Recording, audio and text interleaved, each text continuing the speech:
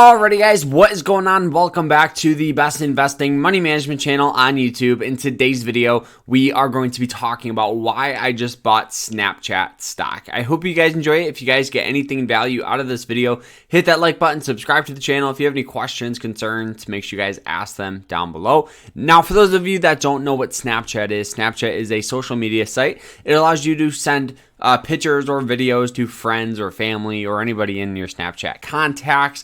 And they were the first company to come out with stories. And actually, Instagram tried to buy Snapchat just strictly for their stories, but then they just started doing it by themselves. So looking at Snapchat here, you guys can see this is Snapchat's stock chart. So you can see just by looking at it, it is very, very volatile, meaning that this thing goes up and down and consolidates and really doesn't have a general trend. So if we actually go ahead and zoom out, you can see we do have a slow and steady upward trend, which is really, really good. So you know there is a lot of buying pressure involved. But anytime you evaluate a stock, there's a whole bunch of things that you need to understand on the technical side. The very first thing that I always like to do is draw out the support and resistance.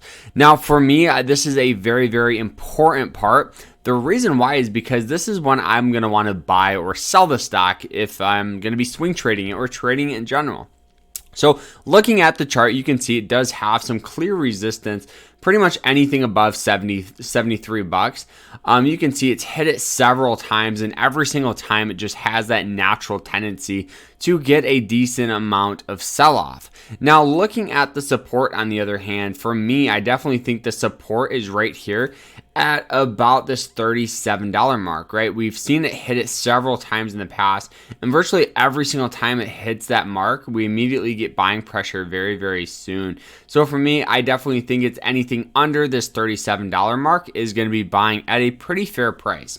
Now, one of the main things that I love Snapchat for is because they are heavily invested in the metaverse. Now, the metaverse is pretty much like that virtual reality where you put that headset on, but Snapchat is honestly taking a little bit of a different approach. They're very, very interested in augmented reality. So pretty much what this is something that Snapchat offers. So you guys can see that you can put on glasses, but it doesn't change too much, but it allows you to still be in the real world, but have access to other things, such as this is for like you can get your email, you can even watch movies, you can do a whole bunch of things without actually leaving the real world, right? And this for me is a lot more interesting in the short term because of the metaverse. I still think we're a couple years out for that, but something like this is definitely very, very interesting. And you can see some of their products here are crazy cool. You can see there's some cameras on here, and they're honestly pretty affordable. $380 for a pair of sunglasses.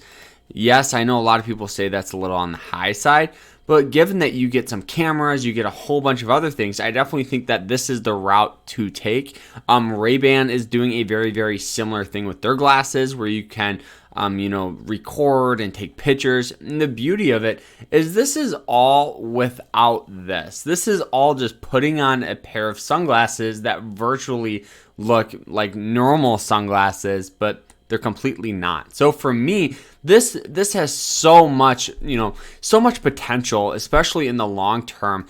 In breaking down Snapchat's growth in the revenue, you can see they made about $1.2 billion, and that's about a 42% increase, which is very good.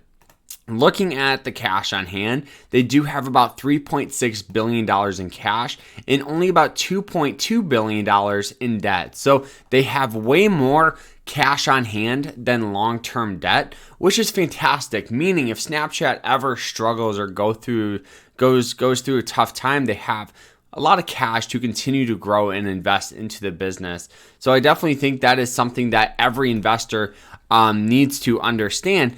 Not to mention, guys, if we look at their past earnings, they've done very, very, very well. Looking at them, you can see they beat the revenue, beat the EPS, and you can see most of them, they do pretty decent on. And for me, that is a huge thing.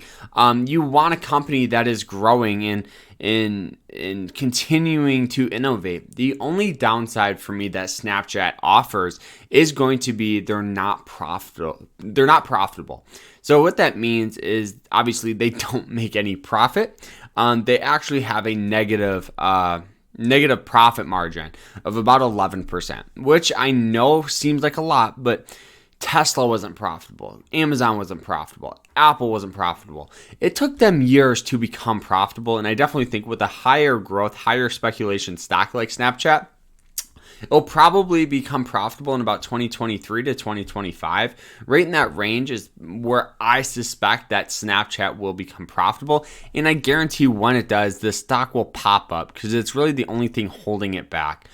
For me, guys, Snapchat still carries a lot of potential. They're still doing very, very good on their users and all of that good stuff. So I think the long-term potential for it is very, very large. Now, given all the volatility, all the ups and downs, there is a couple strategies I would recommend. The very first one would be dollar cost averaging.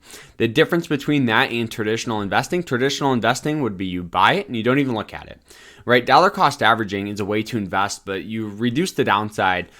So what you do is you just invest on a weekly or monthly basis into the stock, whether it's $1 or $2. And what this is going to do is if that just say, Snapchat in the short term continues to sell off, let's just say all the way down to $25. What you're going to do is you're going to average down your cost of your shares. So when the stock recovers, you make a lot more money. It's a great way to invest into these higher growth stocks. The second thing you need to understand, given the volatility, I would not go heavy with my shares. I personally am keeping this under about 3% of my portfolio size. So what that means is for every $100 I have into other stocks or ETFs or investments, I'm only going to be putting about $3 into this stock just because of the risk, the volatility, the ups and downs. I don't want to carry that type of risk in my portfolio. And a way to reduce that downside is reducing your share count. And the reason why is because if that just say this thing tanks down to zero, well, it's only 3%. It's not the end of the world. And if that just say this thing pops up to $100 or $200, you still have shares and you always can buy more if there's a lot of growth going on. So that's just kind of my opinion on kind of what I'm doing with this stock, guys. I hope you guys enjoyed it. If you did, hit that like button, subscribe. If you have any questions, make sure you guys ask them down below. But other than that, I hope you guys have a great rest of your day. Take care, and we will see you tomorrow in another episode.